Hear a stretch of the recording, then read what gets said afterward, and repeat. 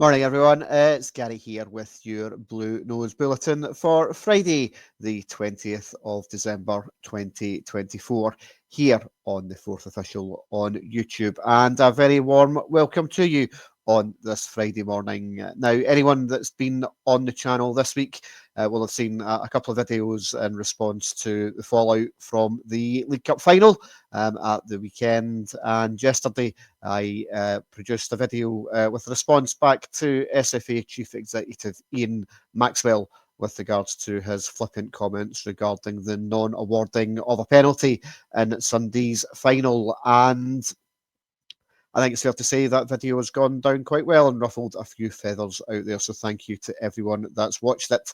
Since that video landed, Willie Collum has released his video on YouTube as part of the VAR review program on the SFA's YouTube channel. I trust that you go and watch that and see Willie Collum's response to the clear and failings of the VAR team from Sunday's final. And Willie Collum's quite damning in terms of the fact that the decision making wasn't a difficult decision to have been made, but yet it still wasn't done. So I don't think we've heard the last of this one. Rangers certainly issuing a statement yesterday stating that they will continue to work with the SFA to try and improve refereeing standards across Scotland for the benefit of all clubs and not just for Rangers. But yeah, it's clear to see that this is a story that is not going to go away anytime soon.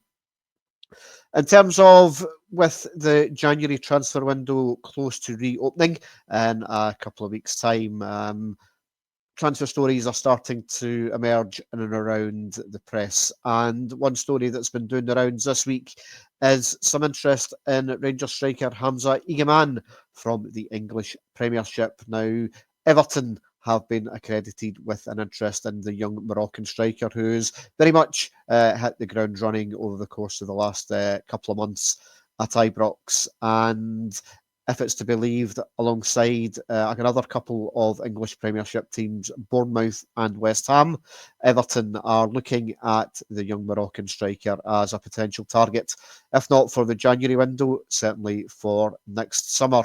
And I think it's interesting, given the comments that Philippe Clement made a few weeks back with regards to Hamza Igamane and why he was brought in the summer. And his comments were that, well, if we waited another year, we wouldn't have been able to afford him.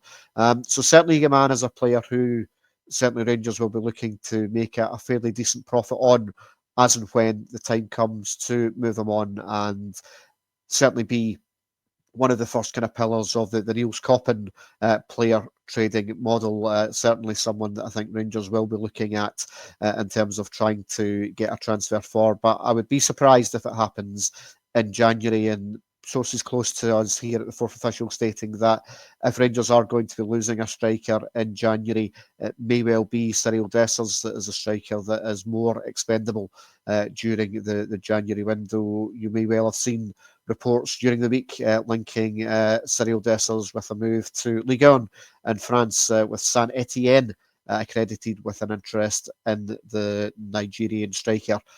Believed to be worth in around about £3.5 million that Rangers are looking for Cyril Dessers. But given the fact that he is a high wage earner, a loan move with a secured deal at the end of it may well be something of interest for Rangers as well to move Cyril Dessers on. Rumours regarding the Leeds United striker Joel Gelhardt possibly coming the other way. Again, likely to be a loan deal if that is a move to happen. But I think for that to happen, we would need to see Cyril Dessers going out the door in January. Now, Gelhardt is someone that's highly rated but hasn't scored an awful lot of goals, 3 goals these last 32 games down at Leeds United. So yet again, another example of an English Championship player who isn't exactly firing on all cylinders. So, not one that I think myself or many other Rangers supporters would be massively excited about if Gelhardt was to come in, but we'll watch a space with interest on that one. Another player that's certainly doing the rounds is a Croatian midfielder of the name of Marko Soldo, currently playing with Borna Barisic's former side, Osijek, in the Croatian league. Now, Marco Soldo is a number 6, certainly a position that I believe Rangers are very interested in filling, if not in January, certainly next summer. A fee in the region of around about £2 million expected for Marco Soldo.